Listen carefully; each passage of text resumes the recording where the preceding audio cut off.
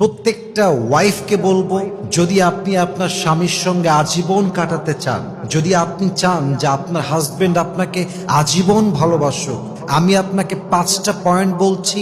এই 5টা পয়েন্টে স্বামীকে কখনো লাঞ্ছিত করবেন না, কখনো আঘাত করবেন না, কখনো কটাক্ষ করে কথা বলবেন না।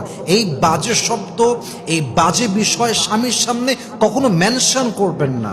নাম্বার 1, একজন ওয়াইফ হিসেবে কখনো আপনি আপনার স্বামীর ফাইন্যান্সিয়াল স্ট্যাটাস অর্থাৎ অর্থনৈতিক অবস্থান নিয়ে যেই মেয়ে স্বামীকে কটাক্ষ করে, বিশ্বাস রাখেন সেই মেয়েকে কখনো তার স্বামী কলিজার থেকে, মন থেকে ভালোবাসতে পারে না। ঠিক কিনা বলেন? একজন স্বামী যখন বাহিরে কাজ করে বাসায় ফিরে আসে, সে একা ফিরে আসে না, অনেক প্রেশার নিয়ে, অনেক চাপ নিয়ে, বাসার চাপ, কাজের চাপ, বসের চাপ, অফিসের চাপ, এই সব কিছু নিয়ে ক্লান্তি মাখা মুখ নিয়ে সে বাসায় প্রবেশ করে। আর আপনি এসে শুরু করলেন, তোমার ইনকাম এত কম কেন, এই কয় টাকা দিয়ে আমরা চলবো কেমনে, ট্যুর করবো কেমনে, ওইটা কিনবো কেমনে, এই সব পূরণ হবে কেমনে। What is this? What is this behavior? You should support him from your heart.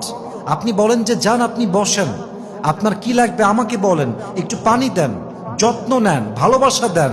আরে যেই স্বামী আজকে 20,000 কামাই করে, আপনার ভালোবাসা পেলে, যত্ন পেলে, খাতিরদারি পেলে, আপনার হাজবেন্ড 10,000 নয়, একদিন 10 লাখ ইনকাম করে দেখাবে। ঠিক কিনা বলেন?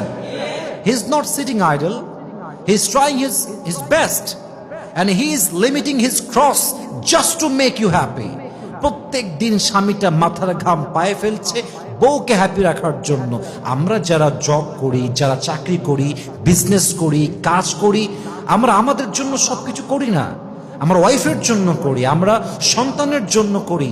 পুরুষ মানুষ মানুষকে নিঃস্বার্থ ভালোবাসতে পারে। ঠিক কিনা বলেন? So please, as a wife, you have to support your husband.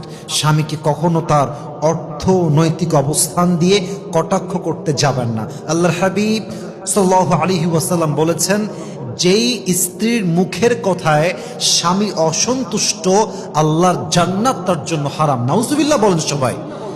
এই জন্য প্লিজ আমার প্রিয় বোন, আমার শ্রদ্ধাভাজন মা, আমার রেসপেক্টেড সিস্টার, প্লিজ আপনার হাজবেন্ডকে কখনো অর্থনৈতিক অবস্থান নিয়ে কটাক্ষ করবেন না, বরং সাপোর্ট দিবেন। আল্লাহ প্রত্যেকটা মা বোনকে বোঝার তৌফিক দান করুক। আমরা সকলেই জবান খুলে পড়ছি আমিন।